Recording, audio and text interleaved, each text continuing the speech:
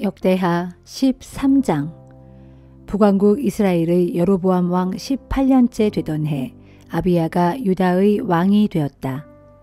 아비야는 수도 예루살렘에서 3년 동안 유다를 다스렸다. 그의 어머니는 기브아 사람 우리엘의 딸 미가야였다. 그때에 유다 왕 아비야와 이스라엘 왕 여로보암 사이에 전쟁이 벌어졌다. 유다 왕 아비야는 40만 명의 정예 부대를 이끌고 싸우러 나아갔고, 이스라엘 왕 여로보암은 80만 명의 군대를 이끌고 아비야와 맞섰다. 아비야는 에브라임 산간 지역의 스마라임 산으로 올라가서 외쳤다. 여로보암과 모든 이스라엘 백성들은 내 말을 똑똑히 들어라. 너희는 이스라엘의 하나님 주께서 영원히 변치 않는 소금 언약으로 다윗과 언약을 맺으시고 다윗과 그의 자손들에게 영원토록 온 이스라엘을 통치할 권세를 맡겨주신 것을 알지 못하느냐. 그런데도 다윗의 아들 솔로몬의 신하였던 느밧의 아들 여로보암이 자기 주인을 반역하고 스스로 왕이 되었다. 그러자 건달과 불량배 같은 자들이 그의 주변에 몰려들어 다 함께 솔로몬의 아들 르호보암을 거슬러 대적하였다. 그렇지만 그때의 르호보암은 어리고 마음이 약하여 그들을 능히 막아내지 못했다. 그런데 이제 너희가 또다시 주께서 친히 다윗의 자손에게 맡겨주신 이 나라를 뒤엎으려고 하고 있다. 비록 너희는 우리보다 훨씬 더 숫자가 많고 또한 여로보암이 너희에게 신으로 섬기라고 만들어준 금송아지까지 끌고 나왔다. 너희는 아론의 자손인 제사장들과 레위 사람들을 내쫓고 세상의 다른 민족들처럼 너희 마음대로 스스로 제사장들을 세웠다. 누구든지 수송아지 1마리와 수량 7마리를 끌고 와서 제물로 바치면 제사장으로 세워준다니 그들은 참된 신의 제사장들이 아니라 단지 헛개비 제사장들이다. 그러나 우리는 주를 버리지 않았고 변함없이 주만을 우리의 하나님으로 섬기고 있다. 또한 주의 성전에서 주를 섬기는 제사장들은 여전히 아론의 자손들이고 레위 사람들은 제사장들을 보조하는 일을 수행한다. 우리는 매일 아침 저녁으로 주께 번제물을 바치고 향을 피운다. 제사장들은 깨끗한 상에 항상 12덩이의 거룩한 빵을 2줄로 진열해 놓고 매일 저녁마다 금 등대에 불을 켜놓는다. 이렇게 우리는 하나님의 명령에 따라 우리의 하나님을 잘 섬기고 있지만 너희는 그분을 저버린 지 오래이다. 자, 보아라. 그러므로 하나님께서는 우리와 함께 하시는 우리의 편이다. 그분이 우리의 대장이시다. 그분의 제사장들도 너희를 공격하라고 이제 곧 나팔을 불 것이다. 이스라엘 백성들아, 너희 조상의 하나님이신 주와 싸우지 말아라. 너희는 결코 당해내지 못할 것이다. 그러는 동안 이스라엘 왕 여로보암은 유다 군대의 뒤쪽으로 군사들을 보내어 유다군을 앞뒤로 포위했다. 유다군은 적에게 포위된 것을 알고서 주께 부르짖었다. 제사장들도 다 함께 나팔을 불었다. 그때 유다의 군사들이 일제히 함성을 질렀다. 그런 함성을 들으시고 하나님께서는 여로보암과 이스라엘의 군대를 치셔서 그들을 큰 혼란에 빠뜨리셨다. 그러자 이스라엘 군사들은 유다의 군사들 앞에서 도망치기에 바빴다. 하나님께서는 이스라엘 군사들을 유다 군사들의 손에 넘겨주셨다. 그리하여 유다 왕 아비야와 그의 군사들은 이스라엘 군사들을 많이 죽이고 큰 승리를 거두었다. 이 전쟁에서 이스라엘의 군사들 가운데 죽은 자가 무려 50만 명에 이르렀다. 이렇게 이스라엘 군대가 크게 패배하여 완전히 굴복하고 유다 군대가 큰 승리를 거두었다. 일이 이렇게 된 것은 유다 백성이 자기들 조상의 하나님 주를 의지했기 때문이었다. 유다 왕 아비야는 이스라엘 왕 여로보암을 계속 추격하였다. 그래서 베델, 여사나, 에브론 성읍과 그 주변의 마을들을 모두 점령했다. 그리하여 여로보암은 아비야 시대에 다시는 세력을 회복하지 못하다가 마침내 주께 벌을 받아 죽고 말았다. 그러나 유다 왕 아비야는 날로 세력이 강해졌다. 그는 14명의 아내를 얻어 그녀들에게서 22명의 아들들과 16명의 딸들을 낳았다. 아비야의 통치 기간에 있었던 그 밖의 다른 일들과 그의 행적 및 어록 등에 대해서는 선견자 이또의 연대기에 모두 기록되어 있다.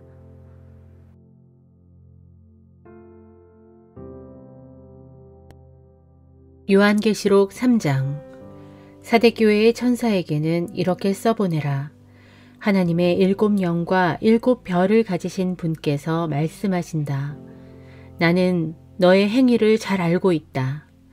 너는 살아있다는 과거의 명성은 지니고 있지만 실상은 생명을 잃은 채 죽어있다. 이제 깨어나라.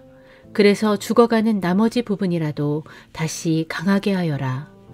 지금 너의 행위가 하나님 보시기에 결코 만족스럽지 않다는 것을 나는 잘 알고 있다. 그러므로 네가 그 가르침을 어떻게 받았고 또 어떻게 들었는지를 잘 되새겨 그것을 굳게 지키고 회개하여라. 만일 너가 깨어 정신을 차리고 있지 않으면 내가 도둑처럼 갑자기 너에게로 갈 것인데 그러면 너는 내가 어느 때에 너에게 갈지 알 수 없을 것이다. 그러나 사대교회에는 아직 자기 옷을 더럽히지 않은 몇몇 사람들이 남아있다. 그들은 장차 흰옷을 입고 나와 함께 거닐 터인데 그들에게는 그럴 자격이 있다. 이기는 사람은 그들처럼 모두 흰옷을 입을 터인데 나는 그의 이름을 생명책에서 지워버리지 않을 것이고 또한 내 아버지 앞에서와 모든 천사들 앞에서 그의 이름을 인정할 것이다. 들을 귀가 있는 사람은 성령께서 교회들에게 일러주시는 말씀을 잘 들어라. 빌라델비아 교회의 천사에게는 이렇게 써보내라. 거룩하고 참되신 분, 곧 다윗의 열쇠를 가지고 계셔서 여시면 누구도 닫을 수 없고 닫으시면 누구도 열 수 없는 그분께서 말씀하신다. 나는 너의 행위를 잘 알고 있다. 보라, 내가 아무도 닫을 수 없는 열린 문 하나를 네 앞에 두었으니 그것은 네가 비록 연약할지라도 내 말을 잘 지키고 내 이름을 부인하지 않았기 때문이다. 보라, 내가 사탄의 앞잡이들을 너의 손에 넘겨줄 터인데 그들은 스스로를 유대인이라고 주장하지만 실상 그들은 유대인이 아니라 순전히 거짓말쟁이들이다. 보라, 이제 내가 그들을 너의 발 아래 꿇어 엎드리게 할 것인데 그로 인해 내가 너를 사랑했다는 것을 그들로 시인하게 하겠다. 너는 참고 견디라는 나의 명령을 잘 지켰으므로 장차 땅 위에 살고 있는 모든 사람들을 시험하기 위해 온 세상에 들이닥칠 큰 환난의 시기에 나도 너를 보호하여 주겠다. 내가 속히 갈 터이니 너는 네가 가진 것을 더욱 굳게 붙들고 있어라. 그래서 아무도 너에게서 면류관을 빼앗아 가지 못하게 하여라. 이기는 사람은 내가 내 하나님의 성전에 기둥이 되게 할 것이다.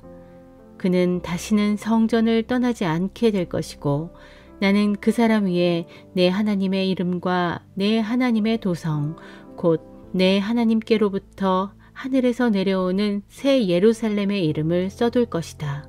또한 나의 새 이름도 그 사람 위에 써둘 것이다. 들을 귀가 있는 사람은 성령께서 교회들에게 일러주시는 말씀을 잘 들어라. 라오디게아 교회의 천사에게는 이렇게 써보내라. 아멘이시요 신실하고 참되신 증인이시며 하나님의 모든 창조의 근원이신 분께서 말씀하신다. 나는 너의 행위를 잘 알고 있다. 너는 차지도 않고 뜨겁지도 않다. 네가 차든지 뜨겁든지 하기를 나는 원한다. 네가 이처럼 미지근하여 차갑지도 않고 뜨겁지도 아니하니 차라리 나는 너를 내 입에서 뱉어버리겠다. 너는 스스로 말하기를 나는 부자라서 모든 것이 풍족하고 부족한 것이라곤 하나도 없다라고 하지만 실상은 전혀 그렇지 않다. 사실 너는 네가 비참하고 불쌍하고 가난하고 눈 멀고 벌거벗은 상태임을 조금도 깨닫지 못하고 있다. 그러므로 내가 너에게 엄히 충고한다. 네가 정말로 부자가 되려거든 불로 정련된 순금을 내게서 사라. 또 너의 벌거벗은 수치를 가려서 드러내지 않으려거든 내게서 흰 옷을 사서 입어라. 또 네가 눈을 떠서 보기를 원한다면 내게서 안약을 사서 내 눈에 발라라. 나는 내가 사랑하는 사람들마다 책망도 하고 징계도 내린다. 그러므로 너는 낙심치 말고 열심을 내어 더욱 노력하고 또 회개하여라. 보라, 내가 문 밖에 서서 문을 계속 두드리고 있다. 누구든지 내 음성을 듣고 문을 열면 나는 안으로 들어가 그와 함께 먹을 것이고 그도 나와 함께 먹을 것이다.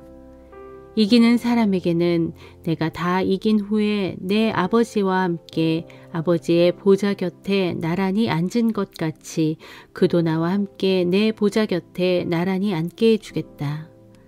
들을 귀가 있는 사람은 성령께서 교회들에게 일러주시는 말씀을 잘 들어라.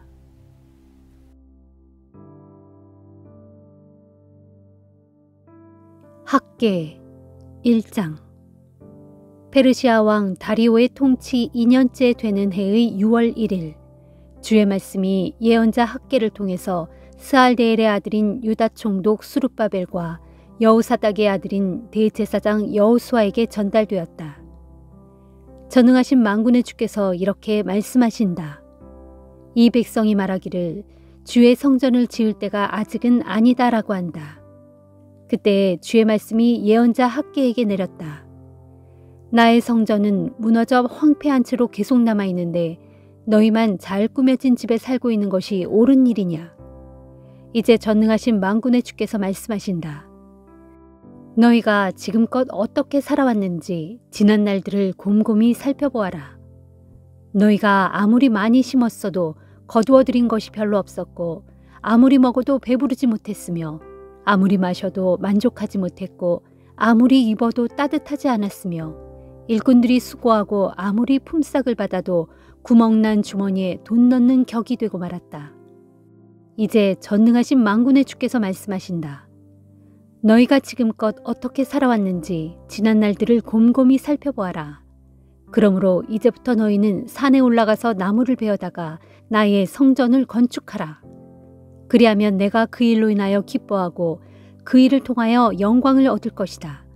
이것은 나 주의 말이다. 지금껏 너희가 많이 거두어들이기를 원했지만 실제로 거두어들인 것은 매우 적었다. 그것조차도 너희가 집으로 가져왔을 때 내가 입김으로 불어 멀리 날려버렸다. 내가 그렇게 한 까닭이 무엇이겠느냐. 나 만군의 주가 말한다. 보라, 나의 집은 무너져 황폐한 채로 계속 남아있는데 너희는 저마다 자기 집안일만 돌보느라 정신없이 바빴기 때문이다. 바로 그런 까닭에 하늘은 이슬 내리기를 그쳤고 땅은 소출 내리기를 멈췄던 것이다. 더욱이 내가 이 나라 모든 산천에 가뭄까지 들게 하였다. 곧 땅에, 산에, 곡물에, 새 포도주와 기름에, 땅의 모든 소산물에, 사람의, 가축에, 그리고 너희가 애써 일하는 모든 것들에 내가 오랜 가뭄이 들게 하였다. 그때 스알데엘의 아들인 유다 총독 수룹바벨과 여호사닥의 아들인 대제사장 여호수아를 비롯하여 남아있는 백성들 전체가 자기들의 하나님이신 주께서 예언자 학계를 시켜서 선포하신 말씀을 기꺼이 받아들였다. 그것은 자기들의 하나님이신 주께서 그 예언자를 자신들에게 보내신 것을 믿었기 때문이었다. 그래서 모든 백성들은 경건한 마음으로 주님을 두려워하였다. 그러자 주의 특사인 예언자 학계는 주의 말씀을 백성들에게 전하였다. 나 주가 말한다. 이제부터 내가 너희와 함께 하겠다. 그리고 주께서 스알데엘의 아들인 유다 총독 수룹바벨의 마음과 여호사닥의 아들인 대제사장 여호수아의 마음을 비롯하여 남아있는 백성들 전체의 마음을 감동시키시니 그들이 모두 올라와서 자기들의 하나님이신 전능하신 만군의 주의 성전을 건축하기 시작하였다. 때는 페르시아 왕 다리오의 통치 2년째 되는 해의 6월 24일이었다.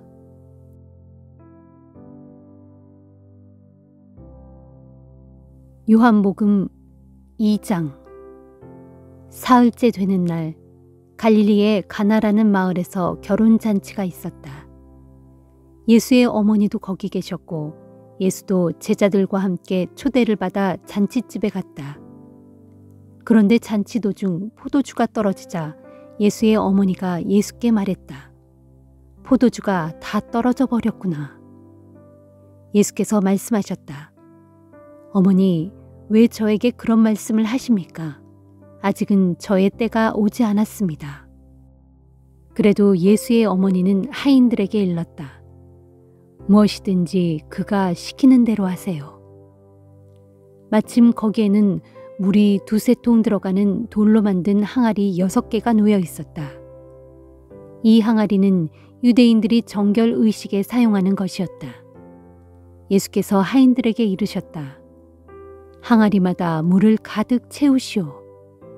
하인들이 모든 항아리에 물을 다 채우자 예수께서 말씀하셨다. 자, 이제는 항아리에서 물을 떠서 잔치를 주관하는 사람에게 갖다 주시오. 잔치를 주관하는 사람이 그 물을 맛보았을 때 물은 어느새 포도주로 변해 있었다. 하인들은 그 포도주가 어디서 난 것인지 알고 있었지만 잔치를 주관하는 사람은 그 포도주가 어디서 난 것인지 알지 못했다.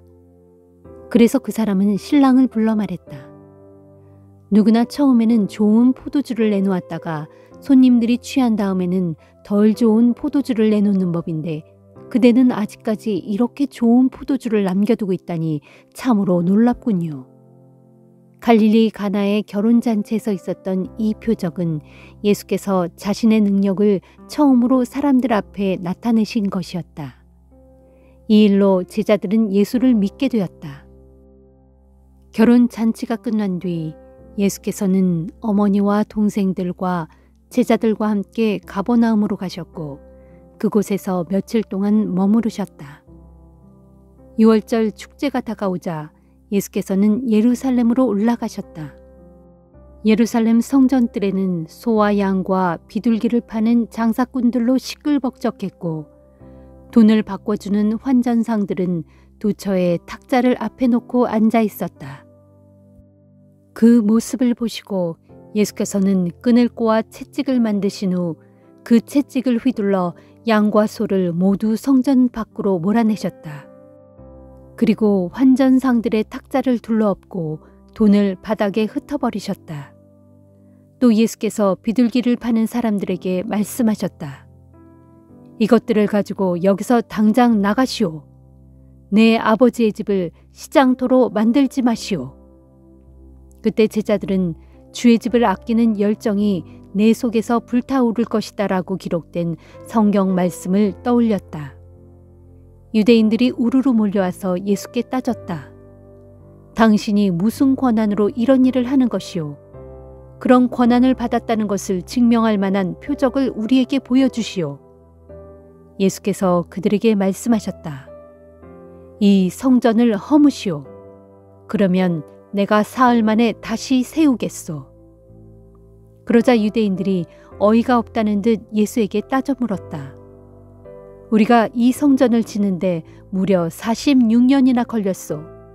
그런데 당신이 무슨 수로 사흘 만에 다시 세우겠다는 것이오? 하지만 예수께서 말씀하신 성전은 자신의 몸을 가리키는 말이었다. 후일 제자들은 예수께서 죽었다가 사흘 만에 다시 살아나신 뒤에야 이 말씀을 기억하고 비로소 성경과 예수께서 하신 말씀을 믿게 되었다. 6월절 기간 동안 예수께서는 예루살렘에 머무시면서 많은 기적을 행하셨다. 그리고 그런 기적들을 본 사람들은 예수를 믿게 되었다. 그러나 예수께서는 모든 사람을 잘 알고 계셨기 때문에 그들에게 자기 자신을 맡기지 않으셨다. 또 예수께서는 사람의 마음속까지 다 알고 계셨기 때문에 어느 누구에 대해서도 다른 사람의 증언을 필요로 하지 않으셨다.